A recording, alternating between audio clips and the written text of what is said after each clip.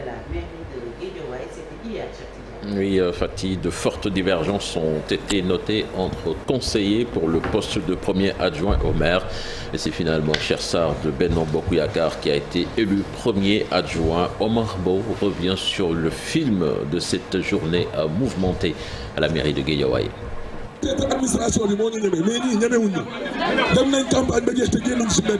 Ça ressemble à tout, sauf à une installation de maire d'une ville, une vraie cacophonie. Dans la salle de délibération de la mairie de ville de Guédiawaye, des voix s'élèvent entre acteurs politiques. D'abord, entre Ahmed Aïdara et Racine Talla. Ensuite, ici, entre Ahmed Aïdara encore et le préfet, où le maire élu tutoie l'autorité administrative au vu et au su de tout le monde. Cette guerre verbale se déroule aussi hors de la salle, cette fois-ci entre militants. Pour l'instant, pas de contact physique entre militants qui se regardent en chien de faïence.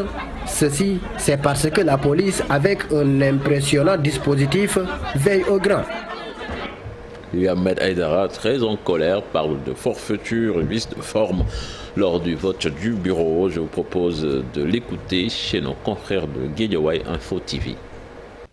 Il y a un constat qui a été fait.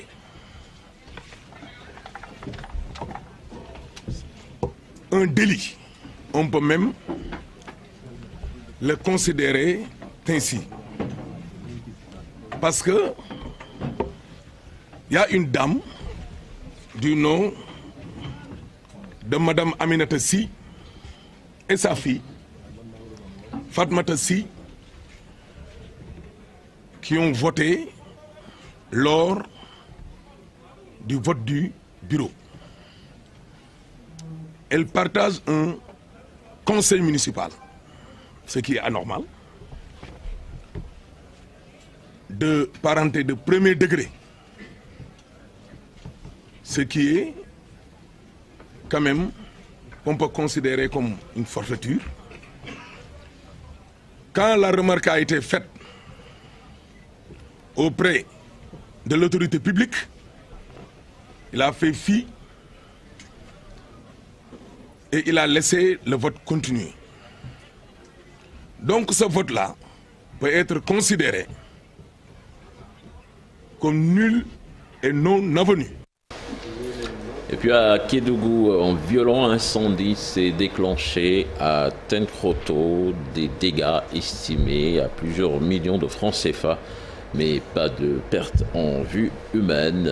Comme vous le voyez, ces images de notre correspondant sur place, Moussa Omargué Fatidia. Puis direction Kidira, plus d'un mois après l'embargo de la CEDEAO, les populations souffrent. Le drame économique est perceptible sur place. Population, commerçants et transporteurs crient leur désarroi dans ce reportage signé d'Issa Prera et Laïane. Centaines et des centaines de camions gros porteurs lourdement chargés stationnés le long de la frontière sénégalo-malienne. Nous sommes à Kidira. Depuis l'embargo contre Bamako, impossible de traverser la frontière. Un blocage total de la circulation des biens et des personnes avec un réel impact sur les populations. Entre Kidira et Naï, c'est plus de 600 camions gros porteurs qui ont dépassé les capacités du Grand Paquet, qui sont le long de la route. Les chauffeurs sont très fatigués. En tant que vendeur ambulant, je le suis encore plus. Nous savons que ce n'est pas lui qui l'a fermé, mais demandons au président Macky Sall de réouvrir la frontière. C'est très difficile pour nos habitants, car pour aller et revenir de Diboli de l'autre côté, c'est la croix et la bannière. Une situation sans précédent que vivent les populations de Kidira. Le commerce de marchandises et de bétail subissent également les contre-coups de ce blocus. Des pertes sont estimées à des centaines de millions de francs CFA. Les Maliennes viennent ici acheter toutes sortes de marchandises. Un commerçant nous dit gagner 8 millions par jour. Mais avec cette fermeture, il n'arrive même pas à faire 1 million. Vous voyez la route, les centaines de bus qui traversaient.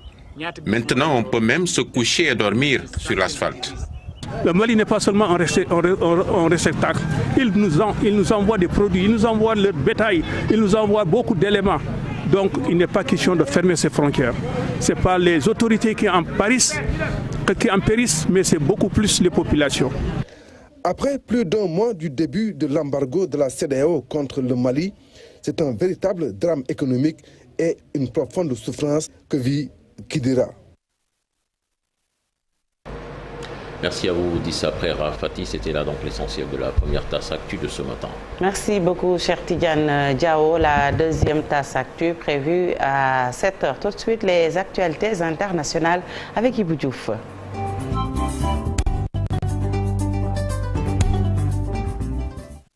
Alors, Koromak, bonjour.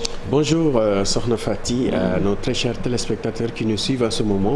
Bonjour également à la team et Juma Moubarak. Et puis, nous parlons des inondations au Brésil qui ont fait plusieurs morts. Exactement, Fati. Au moins 115 personnes ont perdu la vie dans des inondations et glissements de terrain à Métropolis, a annoncé hier jeudi la défense civile, 2 jours après les pluies les pires en 90 ans dans cette ville touristique au sud du Brésil. À ce stade, nous avons enregistré 115 décès et les pompiers ont retrouvé 24 survivants, a annoncé la défense civile de cette localité située à 60 km au nord du Rio, alors que le Brésil vit une saison de pluie particulièrement meurtrière cette année.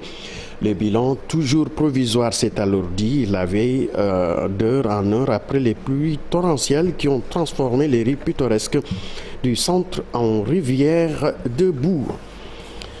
En Allemagne et en Pologne également, au moins 5 personnes ont été tuées par des violentes tempêtes qui ont frappé l'Europe jeudi avec des vents qui ont atteint les 180 km/h et provoqué des perturbations du trafic ferroviaire et aérien à Cracovie dans le sud de la Pologne. La chute d'une grue de chantier sous l'effet des fortes rafales a tué 2 ouvriers et en a blessé 2 autres. La colère des citoyens africains en marge du sommet à Bruxelles, des ressortissants de la République démocratique du Congo, de l'Éthiopie et des Comores, vivant en Belgique et en provenance d'autres pays européens, avaient tous en commun le même objectif hier, à quelques mètres du Conseil européen de Bruxelles, dénoncer la situation politique et sociale dans leur pays.